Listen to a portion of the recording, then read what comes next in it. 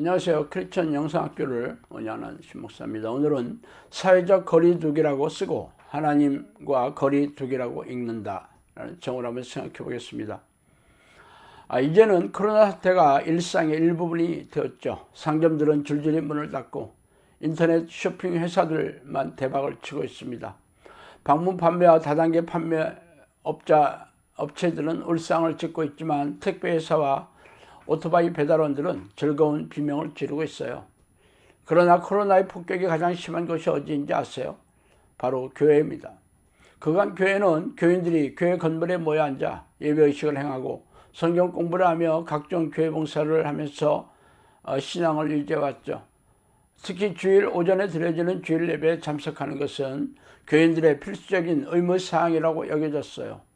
혹시 어쩔 수 없는 일로 인해 예배를 드리지 못한다면 하나님의 징벌이 내려올지 모른다는 두려움에 벌벌 떨기도 했죠. 그동안 교회에서 예배는 하나님과의 호흡이며 생명줄이라고 가르쳐왔기 때문입니다.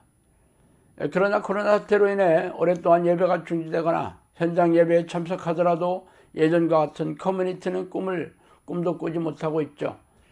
말하자면 예배 중심으로 신앙을 지켜오던 교회의 위태로운 상황에 내몰리고 있는 실정입니다. 예배를 드리지 못한다면 죄책감에 시달리던 교인들이 몇 달 동안 현장 예배를 드리지 않아도 전혀 죄책감에 시달리지 않게 되었으며 도리어 어떤 교인들은 억눌려왔던 희생적인 신앙행위의 의무감에서 해방되고 자유를 느끼고 있다고 말하는 이들도 있더라고요. 그러나 대부분의 교인들은 줄이 끊어져 버린 풍선처럼 당혹스러움과 더불어 하나님을 잃어버린 듯한 상실감을 느끼고 있습니다. 그래서 오늘은 그 얘기를 좀 하고 싶어요. 엊그제 소모임에 갔다가 들은 얘기예요. 아시다시피 올 영상학교 식구들은 이전에 다니던 교회가 있었으며 기도훈련을 받으면서 자연스럽게 영상학교를 교회 공동체로 삼아 눌러앉은 이들이죠. 떠나버린 교회 목사들은 혹시라도 교인들을 빼내갈지 모른다는 두려움을 느껴 남은 교인들의 문단속을 하면서 그들이 이단에 빠졌다면서 아예 접촉하지 말라고 엄명을 내리곤 했습니다. 사실 영상학교의 기도훈련은 아무나 할 수 있는 게 아니라 본인이 필요를 느끼고 각오와 결심을 동반해도 쉽지 않기에 친한 교인들을 데려올 수 있는 상황도 아니며 멀리 충주의 한적한 시골까지 따라올 교인이 누가 있겠어요. 어쨌든 오랫동안 헌신해왔던 교회를 떠나자마자 냉대와 핍박을 당하면서 억울함과 허탈감을 느끼는 이들도 적지 않았습니다. 그래서 기존 교회에서 친하게 지냈던 교우들과는 만나거나 교제하는 일이 없죠. 그런데 코로나 사태가 장기화되면서 기존 교회의 문단속이 느슨해질 수밖에 없고 현장 예배 중심의 신앙생활을 하지 못하면서 방황하기 시작하게 되었고 이전 교회에서 친하게 지냈던 후배 교인이 만나자고 연락이 와서 만나게 되었다고 합니다. 오랜만에 만나 안부를 물어보기 무섭게 그 후배는 코로나 사태로 교회 예배에 참석하지 못하게 되면서 신앙의 목적이 길을 잃고 방황하게 되었다고 하면서 하나님과 멀어지고 있다고 털어놓았다고 합니다.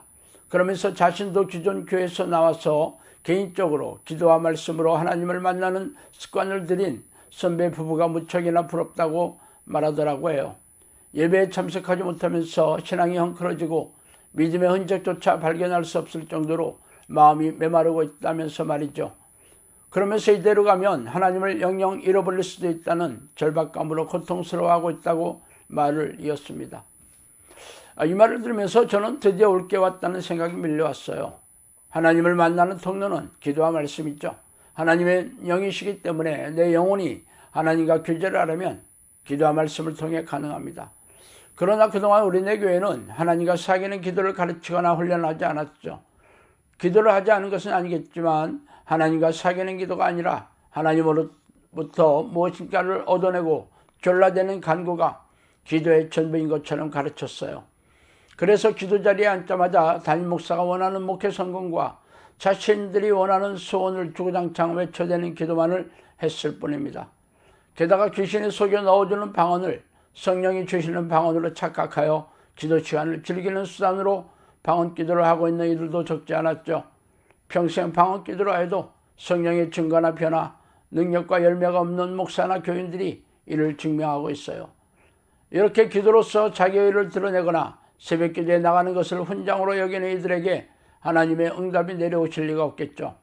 그 결과 전국 방방곡곡에 빼곡했던 기도는 죄다 문을 닫았고 교회의 새벽기도에 사람들이 급속도로 줄어들다가 코로나 사태로 아예 문을 닫은 실정입니다. 기도만 이런 것은 아니에요. 성경 말씀도 마찬가지죠. 말씀을 읽고 묵상하면 하나님을 만날 수 있습니다.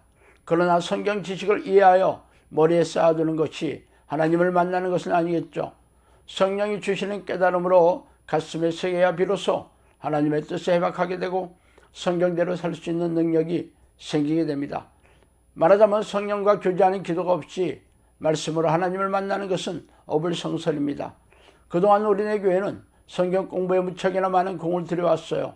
수도 없이 들여왔던 예배의 중심도 말씀을 가르치는 설교 시간이었습니다. 또한 매년 외부에서 성경 공부 프로그램을 들여와서 열정적으로 가르쳐오지 않았어요. 그러나 성경을 공부하는 목적이 성경 지식을 쌓아두는 자기만족으로 그치거나 남을 판단하는 자기의로 변질되어 사용되지 않습니까? 성령의 깨달음이 없는 성경 공부는 사상두각이에요. 예수님은 진리의 성령이 오시면 내가 할 말을 깨닫게 해주신다고 선언하셨고, 사도 요한도 기름 부음이 임하시면 아무도 가르칠 필요가 없다고 공언하셨습니다.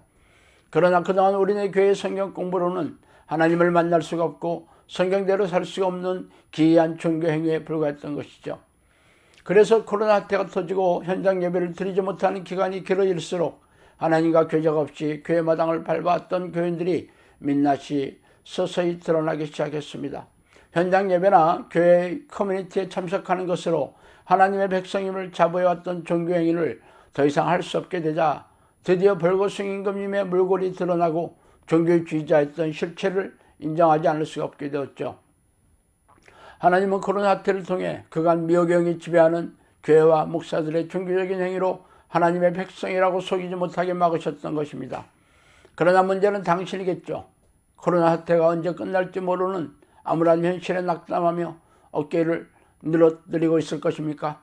시간이 지나 이전의 현장 예배가 속게 되더라도 교회가 이전의 신앙 방식으로 하나님의 백성이라고 속이는 것은 어려울 것입니다. 현장 예배 중심의 신앙 방식은 하나님을 만나는 것이 아니라는 것을 죄다 알아채버렸기 때문이죠.